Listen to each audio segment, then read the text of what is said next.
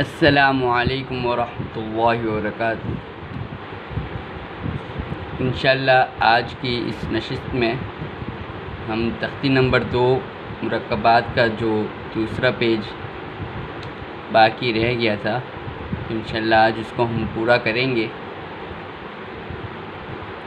امید ہے کہ آپ کو وہ پہلا پیج تختی نمبر 2 مرکبات کا اچھی طرح سے سمجھ میں آ گیا ہوگا اور اگلا صفحہ بھی انشاءاللہ آپ کو آسانی کے ساتھ سمجھ میں آ جائے گا۔ شروع کرتے ہیں۔ اعوذ باللہ من الشیطان الرجیم، بسم اللہ الرحمن الرحیم۔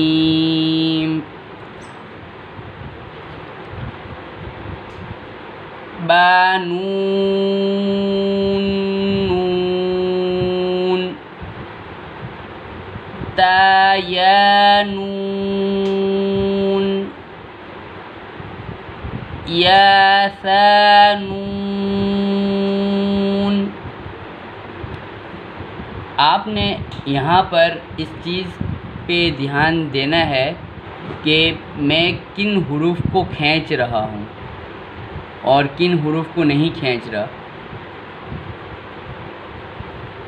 یا ثا نون، اب اس کے اندر یا اور سا یہ دونوں حروف یہ کھینچے نہیں جاتے، تو یہاں پر بھی ہم اس کو نہیں کھینچیں گے۔ با ثا نون، جیم، ح،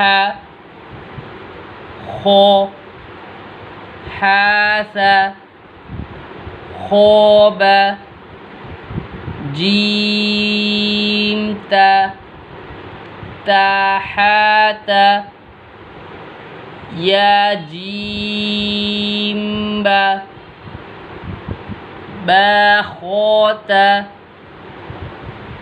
تا ہ، بات، یا ہ، تا۔ اب یہاں پر آپ کو یہ دیکھیں کہ یہ تا، یہ گول تا جو ہے دو طرح سے لکھا جاتا ہے، ایک تو لمبی تا ہوتی ہے اور ایک گول تا ہوتی ہے۔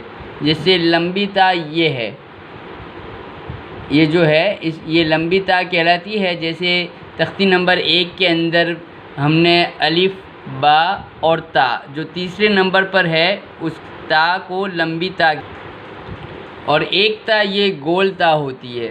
تو تا کو دونوں طرح سے بھی لکھ سکتے ہیں۔ تا، ہ، بات، یا ہ، تا، نون ہ، یا ہ،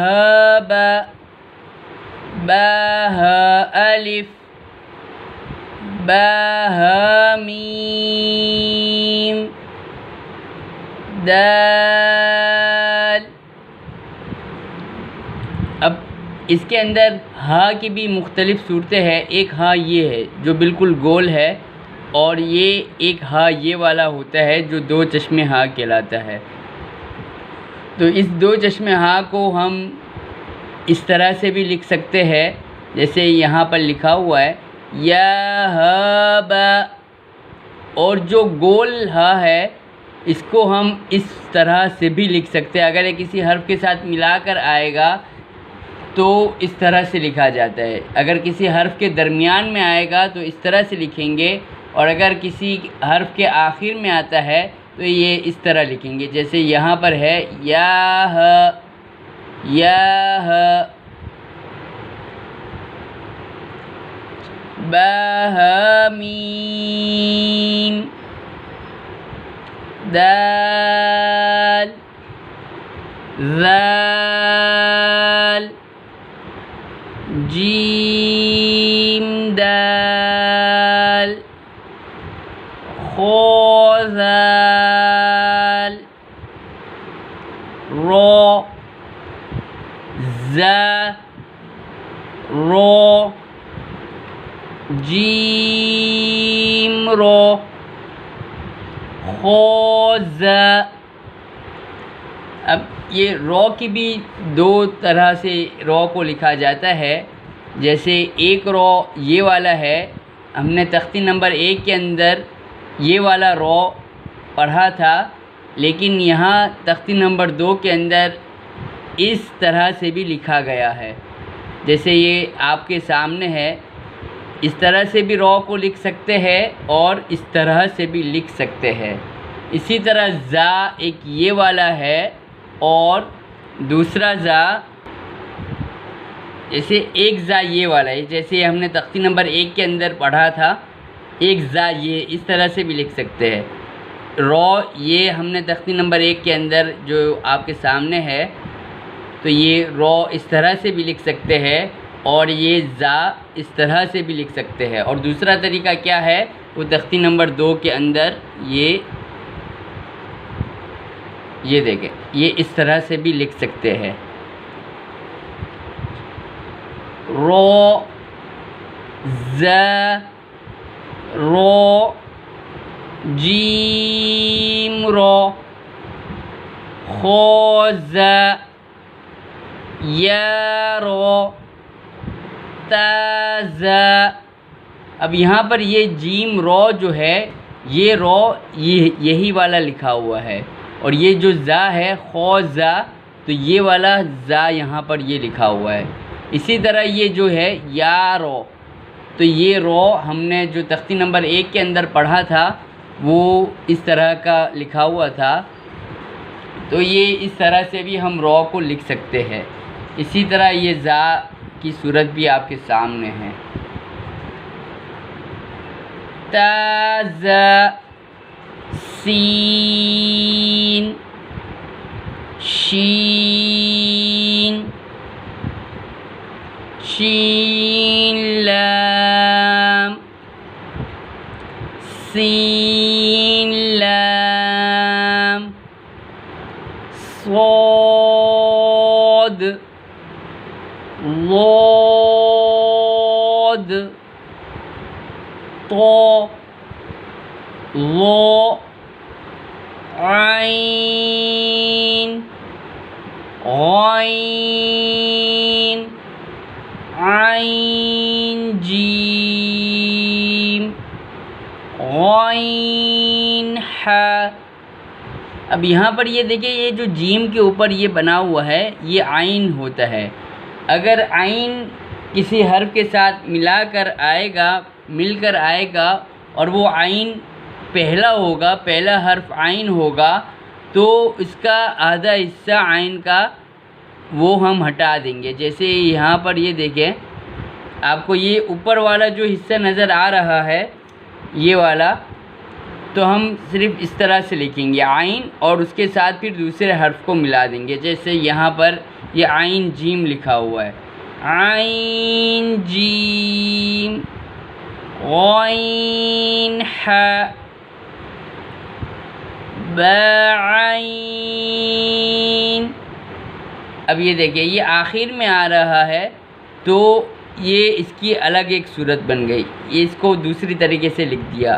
عین لکھا تو پورا ہے، لیکن اس کو یہاں پر ہم نے یہ اس طرح سے دیکھا تھا کہ یہاں پر اس کے 2 نوک نکلے ہوئے ہیں نا، لیکن یہاں پر اس کی نوک نکلی ہوئی نہیں ہے، بلکہ اس کو یوں سیدھا بنا دیا ہے.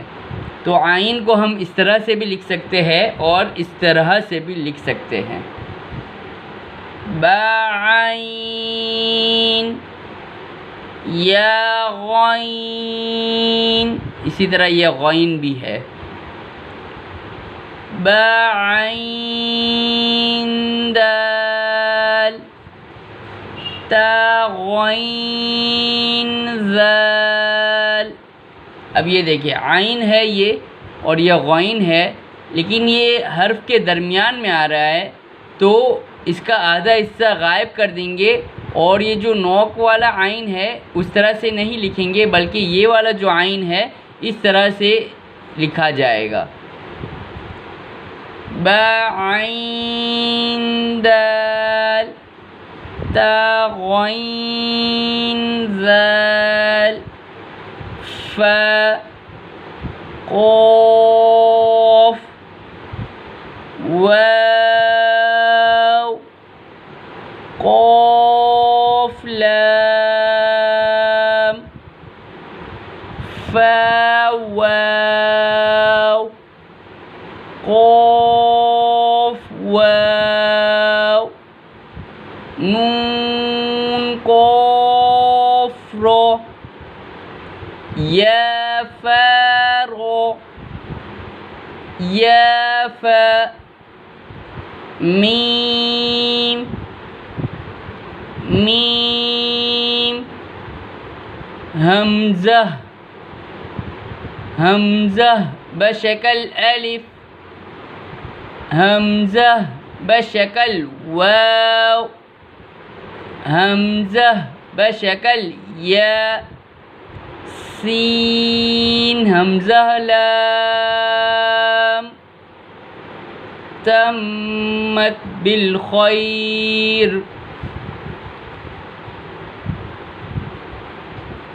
اچھا، اس کے اندر ہم اگر یہ نقطوں کی پہچان کر لیں کہ کس حرف کے اوپر کتنے نقطے ہوتے ہیں اور کس حرف کے نیچے کتنے نقطے ہوتے ہیں تو اس سے ہمیں اور بھی زیادہ آسانی ہو جائے گی۔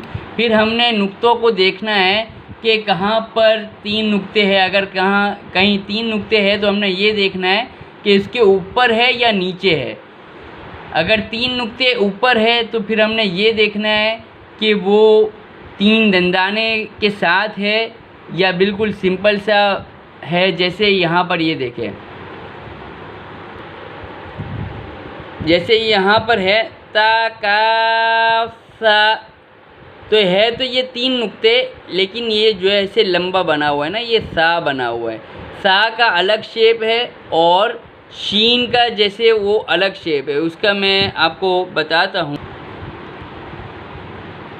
یہ یہاں پر دیکھیں، یہ شین ہے اور یہ لام ہے، تو یہ شین کے یہ جو ہے اس کی پہچان یہ ہے کہ یہ 3 دندانے بنے ہوئے ہیں، یہ جیسے یہ اس طرح سے، اور اس کے اوپر 3 نقطے ہیں، تو شین کی پہچان یہ ہے۔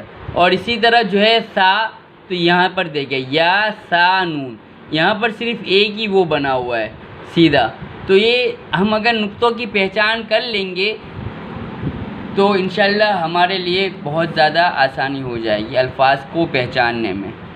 امید ہے کہ آج کا یہ سبق بھی آپ سب کو سمجھ میں آیا۔ اگر آپ کو ہمارے پڑھانے کا انداز پسند آئے تو اس کو لائک کریں، کمنٹس کریں اور زیادہ سے زیادہ شیئر کریں۔ نبی پاک صلی اللہ علیہ وسلم کا ارشاد مبارک ہے، بلغوا عنی ولو آیہ، کہ پہنچا دو میری طرف سے اگرچہ وہ ایک آیت ہی کیوں نہ ہو۔ مطلب اس کا یہ ہے کہ اگر آپ کے پاس ایک آیت کا بھی علم ہے تو اس کو لوگوں تک پہنچا دو، لوگوں میں پھیلا دو۔ اب اگر آپ چاہتے ہیں کہ آپ نبی پاک صلی اللہ علیہ وسلم کے فرمان مبارک کا مصداق بنیں تو آپ اس کو بھی زیادہ سے زیادہ شیئر کریں، اور اگر آپ سبق کے حوالے سے کچھ پوچھنا چاہیں تو آپ ہمیں کمنٹس کے ذریعے پوچھ سکتے ہیں یا ای میل کے ذریعے۔ السلام علیکم ورحمۃ اللہ وبرکاتہ۔ انشاءاللہ اب اگلی نشست میں ہم تختی نمبر 3 حرکات کے بارے میں پڑھیں گے۔